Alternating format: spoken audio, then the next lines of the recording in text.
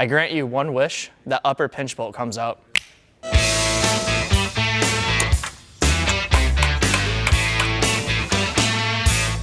Aaron Davis here from FCP Euro, and today I'm going to be installing a front control arm kit on a B8 Audi A4 Quattro. I'm installing this control arm kit because the driver is experiencing clunking noises. The handling is turning out to be very poor. So unfortunately, these are very common in the B8 chassis. When the bushings fail on the control arms, you're going to hear a lot of clunking or rattle noises, or the handling is not going to be as sturdy as it was. You may hear noises just like this.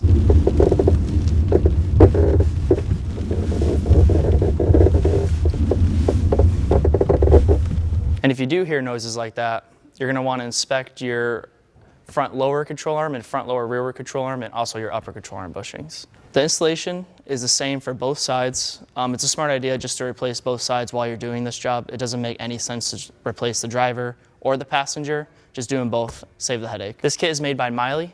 It's the HD version. The bushings are more dense compared to OEs because they put a lot more fill in the gaps between the bushings. The front lower rearward arm and the front lower forward arm changes between models and also VIN splits.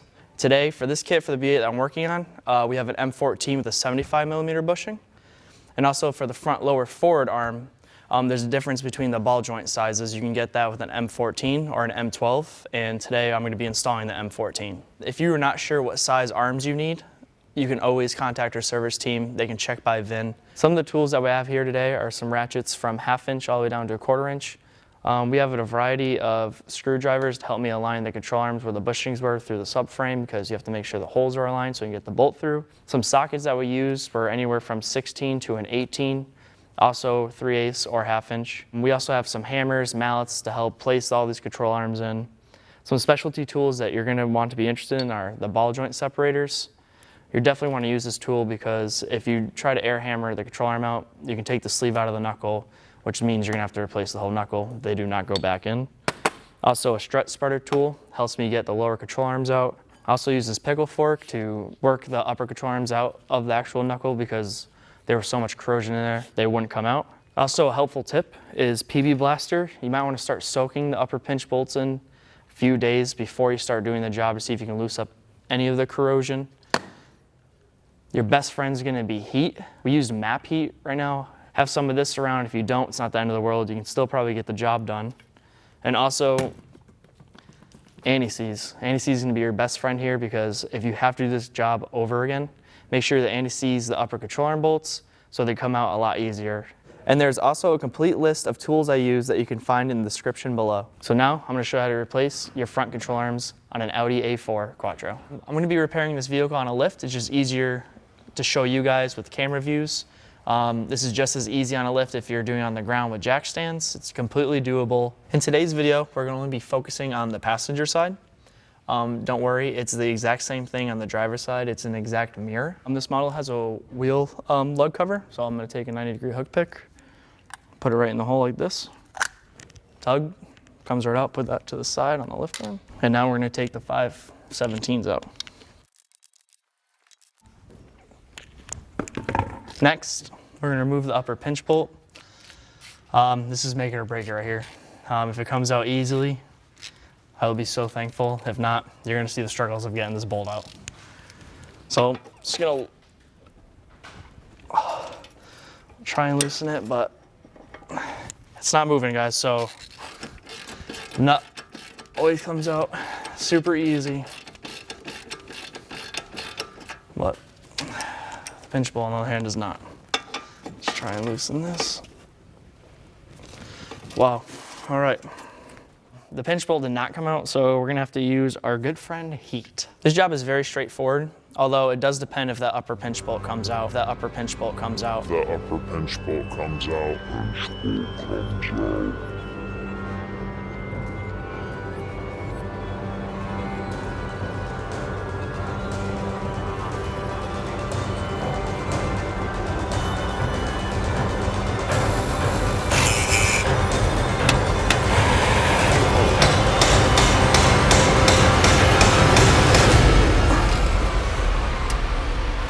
It's not gonna go. It's not gonna move. The bolt bent when trying to hammer it out, so we're gonna cut it out, get an air hammer, and then we're gonna push it through.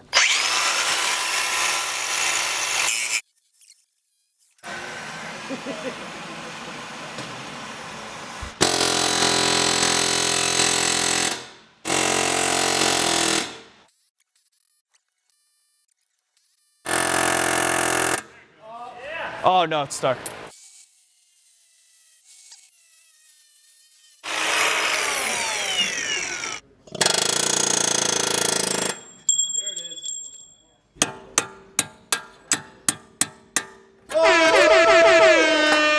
Okay.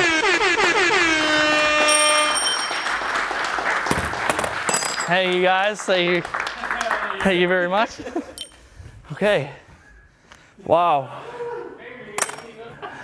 Now that we got this out, I can probably actually start showing you how to do this job. 24 hours later, same outfit. No, I'm just kidding, don't use that. I'm gonna tell you the process of how we removed this upper pinch bolt.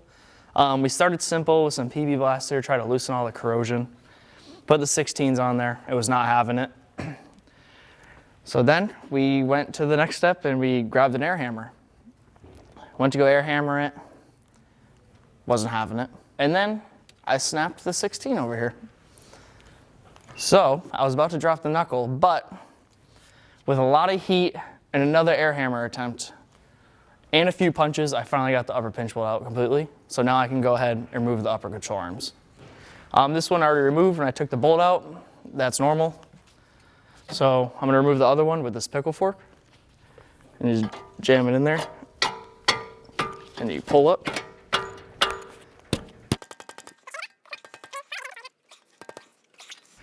My good friend Ben just handed me a BFH.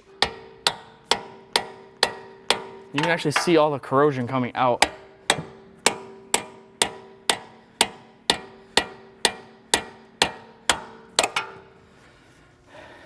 And there you have it. Now we're gonna move the upper front control arm with 16s.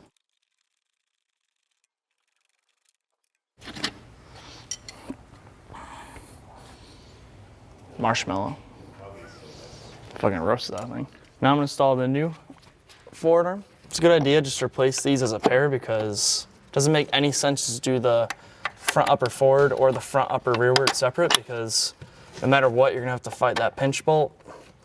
And you saw what I had to go through to get this pinch bolt out. So you don't wanna do that job twice. Now I'm gonna tighten these 16s. I'm only gonna tighten them hand tight because you have to tighten all the control arms with bushings in them at ride height. If you don't, you're gonna see bushing premature failure. Like, tighten it enough just so it holds on its own so it doesn't just drop. Now I'm gonna take out the front upper control arm, but the rearward. It's the same process, just remove these 16s.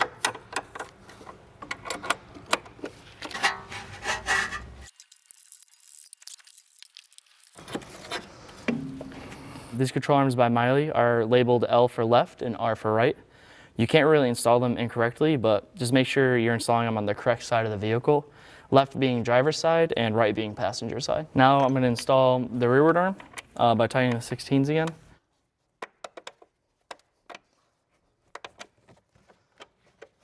Just a quick note on the driver's side, to get the top 16 out, I actually had to compress the vehicle by putting a jack underneath it so I can get clearance to get the bolt from hitting the spring. It comes right out if you compress the spring. Just like the forward one, tighten it enough just to keep it snug so it doesn't drop on its own, just hold it up out of the way. Now I'm gonna clean all the debris inside of the knuckle by using this little file. Don't go crazy, you don't wanna take metal shavings off. I'm just scraping it very lightly to get all the debris out so I can put this upper pinch bolt in without any worries. And do it for the same on this one. But like I said, don't go crazy. Like, you don't want to be removing metal. Like, I can just see all this dirt and debris coming out. Now I'm going to send it through here where all the corrosion really is for this upper pinch bolt, like sand and everything's coming out.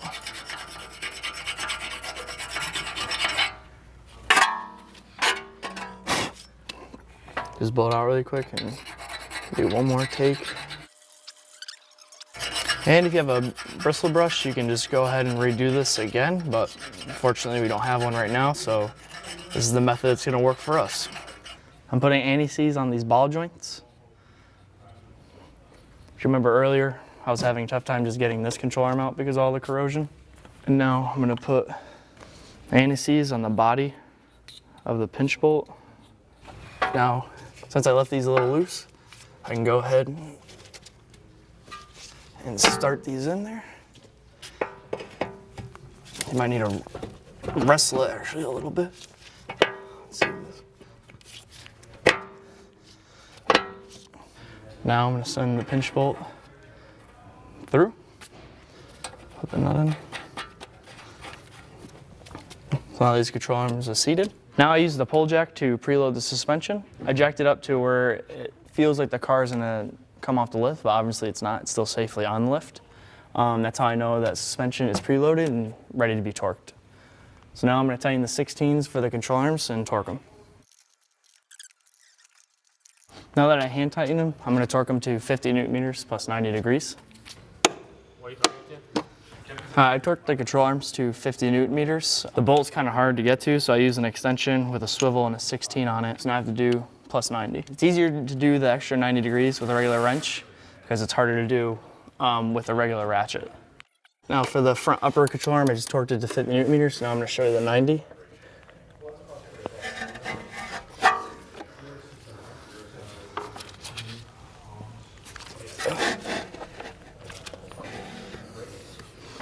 And it's torqued. Now I'm going to torque the upper pinch bolt to 40 Newton meters. Oops. Don't go any crazier because you do not want to snap that bolt. Now I can remove the tension and start removing and replacing the lower control arms. As you can see, there's a lot of play in this arm and there's actually a tear in it and it's dry rotting. We're going to take the front belly shield off.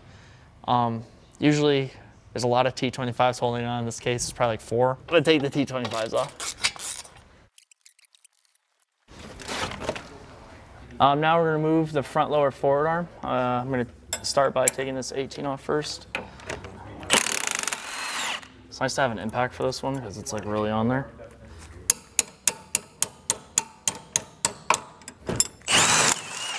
Now I'm going to loosen the back bolt. It's an M12 triple square and an 18 nut. Just going to get that triple square on.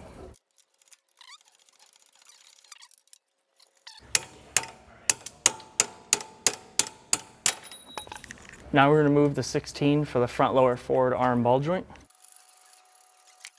And you're going to want a strut spreader tool. You're going to put it right here. You're going to spread this and hopefully the whole ball joint comes out for us.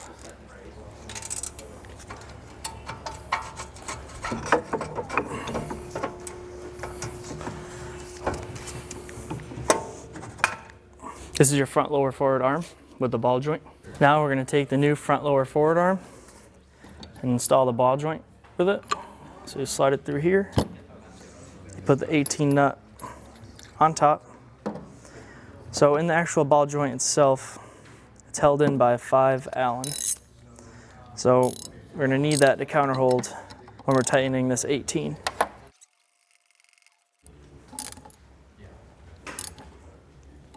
Okay, now that we got the initial tightening on it, we're now going to torque the 18 millimeter nut to 110 Newton meters. Newton meters, not foot pounds. Oh. All right, me, Ethan, and Ben and I just torqued this to 110 Newton meters. I could not do it by myself, and it's probably not a good idea to do it on a cart because obviously it moves. But now that this is torqued, we can go ahead and install it.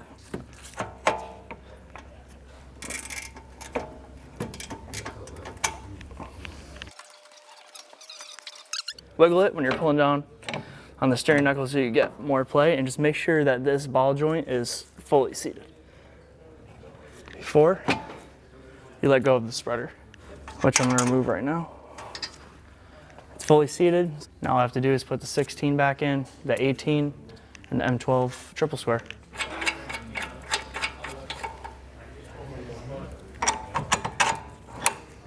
Make sure the washer goes on with the nut on this side.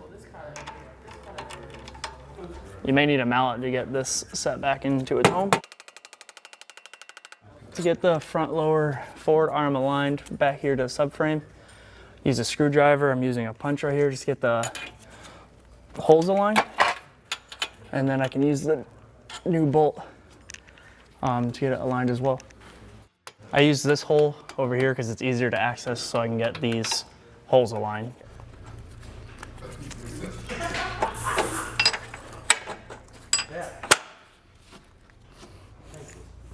All right, now I'm going to tighten all these, but not all the way down, because I'm going to do the front lower rearward arm next, and then we're going to preload suspension and torque everything.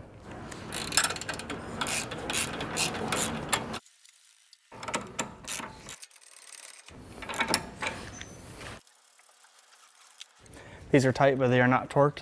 We're going to torque them at the end after the front lower rearward arm. I'm going to remove this heat shield so I can get access to the front lower rearward arm bolt. It's held in by 2 10s and 1 13. This 10 is very hard to see. It's located like right behind the fender liner. Another 10 millimeter. And the last bolt, 13, is located right on top of the heat shield. I just moved the heat shield out of the way so I can get access to the bolt for the front lower rearward arm. Now we're going to start with the front lower rearward arm. We're going to take off this 21.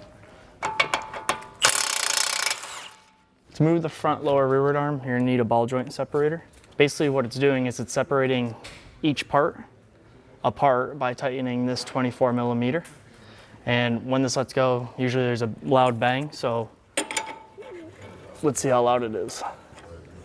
And the reason why you use this tool is because there's a sleeve in the knuckle, and when you take the sleeve out of the knuckle, it cannot go back in. And you're gonna need a whole new knuckle.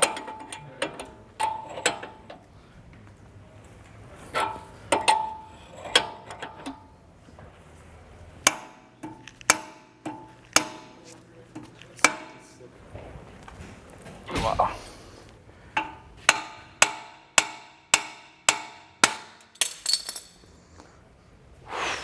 That was the noise I was talking about.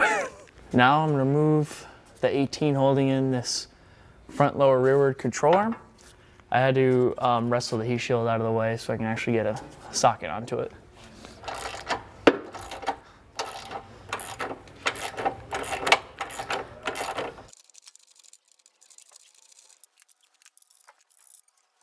Now it's loose.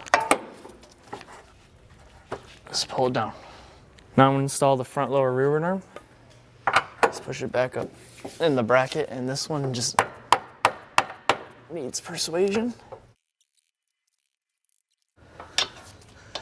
Okay, now we have to line up the hole so we can put the 18s back. So just try and find something that you can stick in there to get it lined up again. Put the 18 in and see if it's aligned.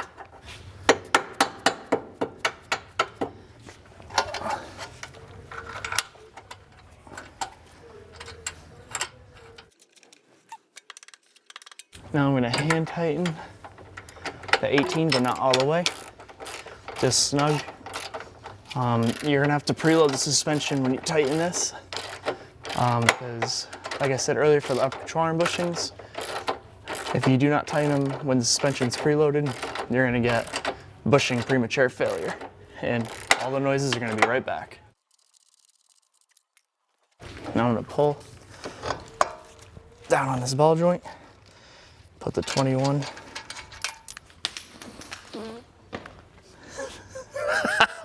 That shit launched. Now I'm gonna push down on the ball joint. Start the 21. Now that I have the suspension preloaded, I can go ahead and start torquing down my control arms. This front lower forward control arm, the bolt that goes through the strut fork, is 90 Newton meters plus 90. So I'm gonna go ahead and do that now. Now I'm going to go ahead and do the additional 90. And that one's torqued. Now I'm going to torque the front lower forward arm, the bolt that goes through the subframe and the control arm, to 70 Newton meters plus 180.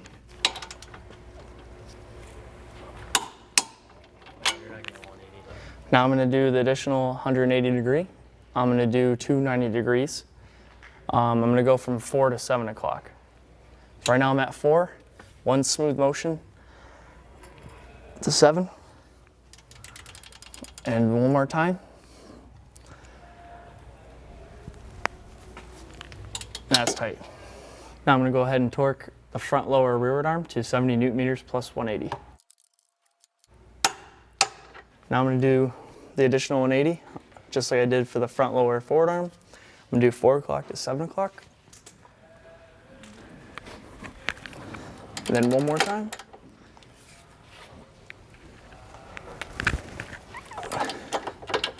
Back control arm is torqued. Now I'm gonna relieve the pressure and I'm gonna torque the ball joints. These do not have to be preloaded because there's no bushings for them. Now I'm gonna torque the front lower rearward arm ball joint to 145 Newton meters.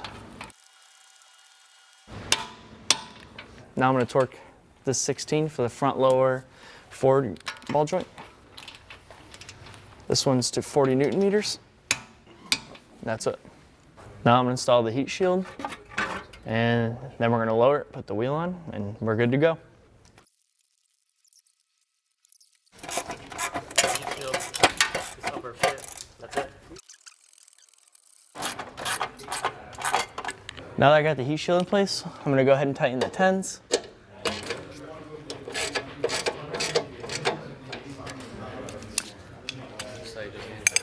Just hand tighten these 10s so they don't have to be crazy torqued down.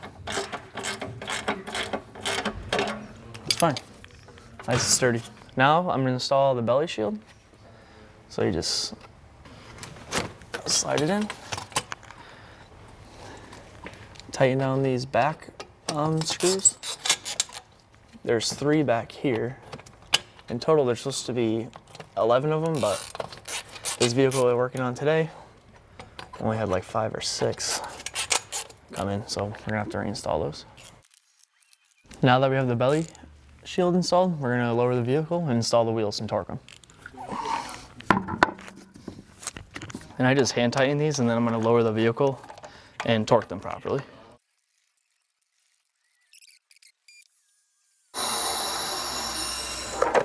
Now I'm gonna tighten them to 120 Newton meters. Once it's torqued, you can put the wheel covers back on. As you can see here, these are all the old control arms that we removed when we were doing this job. The front lower rearward arm bushings were completely torn and dry rotted, and also the front upper control arms were completely torn, so it was definitely time to replace them all at once. I just strongly recommend just replacing them all at once because you don't want to do the job twice. Just do it once, get it over with. A quick note, in this DIY you saw me using MAP gas to heat these up. So you're gonna see burn marks on the actual joints on the upper control arms.